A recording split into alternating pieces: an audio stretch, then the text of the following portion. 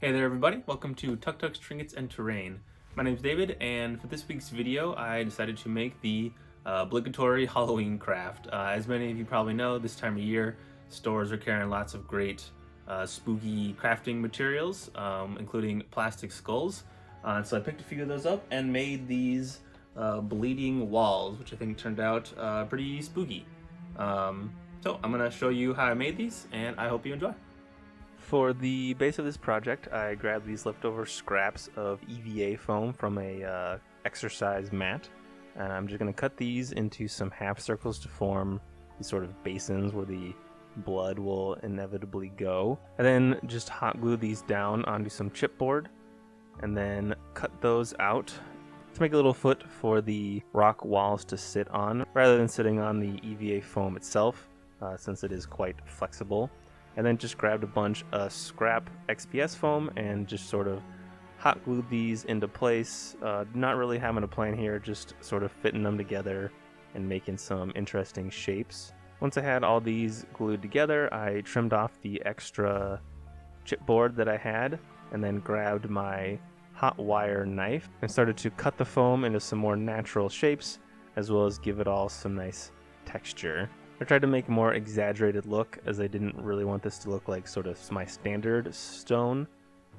So I really used the knife here to make some deep gouges and just give everything some nice deep texture. Once I had all of those cut down and shaped, you can see I've got some gaps here, but I will address that in a little bit. I then cut out the extra EVA foam to form the sort of pools where the blood will go. And then these are all the skulls that I had picked up. The smaller ones and the skeleton garland were from the dollar store, and then these bigger ones were left over from a pack that I picked up, I think Michael's last year. But essentially I am just going to trim off some portion of the back part of each skull, and then with an X-Acto blade sort of carve out the general shape where I want that particular skull to go in the rock, and then just push it in to make it seem like it's part of the rock formation. And I do that to different degrees all over each of the three pieces. Some, like you see here, I really dug into the foam to make it more recessed into the rock face here. But once I was all done, this is what I ended up with. You can see I used a bunch of the small GW skulls as well for some more small detail.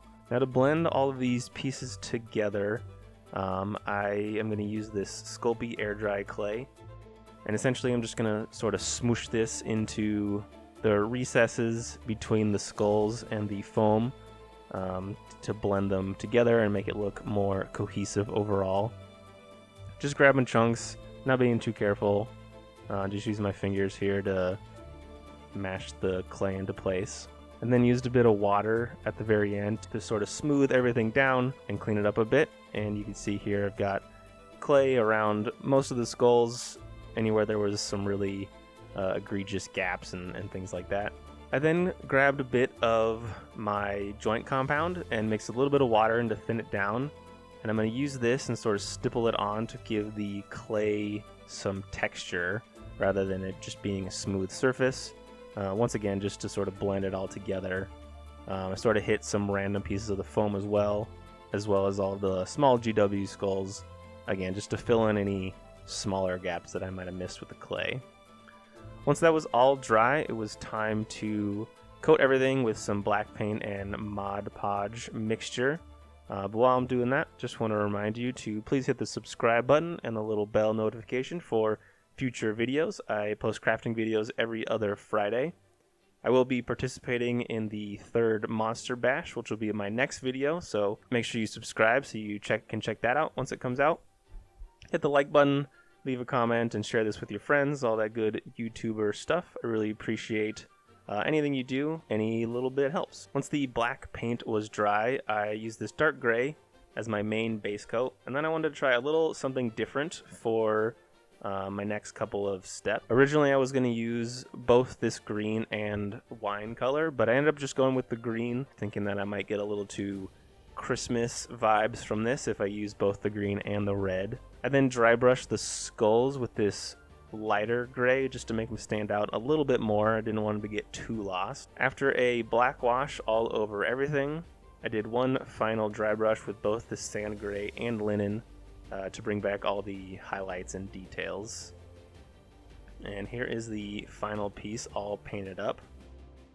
So I had some pretty bad warping issues you can see here. I tried the glue on the underside method, which didn't really work. I think everything was just a little too stiff. So what I ended up doing is grabbing my cookie sheet that I use for flocking, and I just hot glued each piece down, making sure it was completely flat while the glue dried. And I figured that this would be a good way to keep it flat while I poured the resin for the blood effects in the next step. And then once the resin cured, it'd be nice and hard and keep them straight when I peeled them off of the cookie sheet here.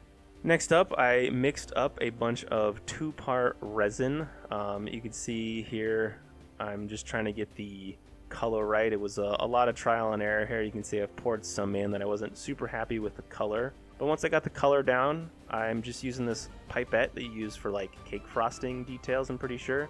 And I'm just using that to essentially push the resin out where I want the sort of blood to be coming out of the different skull pieces.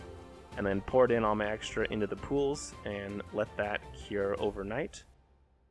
And once that was all dry and cured, I took them off of the cookie sheet. You can see they're nice and flat with the resin all nice and hard. So just a couple more minor details that I wanted to do. I grabbed some glossy Mod Podge and just using a paintbrush, I'm going to put in some sort of ripple textures on the top of the blood here. I didn't want it to be perfectly smooth, and this is a great way to add some nice and simple ripple effects to the surface.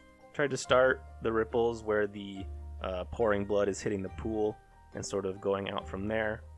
This is most likely not how this would actually interact with the walls and the ripples, hitting each other, but I mostly just wanted to get some amount of texture in here rather than it being perfectly accurate. I then thought that I could use these little red grass tufts that I bought for my previous project and glue these on for some nice finishing details across the pieces, and with that, everything is complete. These are nice and simple. This is by no means an original idea. I've seen a couple different people do these sort of skull and rock face projects, but I liked how they looked, and I thought I'd add a little bit to it, make it a little more creepy and spooky with the blood pouring out of the walls. I do have an Instagram account if you want to go check that out. I post in-progress pictures and other things that I've got going on. I also have an Etsy shop where you can pick up dungeon tiles and accessories to go along with them to use in your games. Both of those links can be found in the description below. But more than anything, thank you so much for stopping by. Hope to see you next time.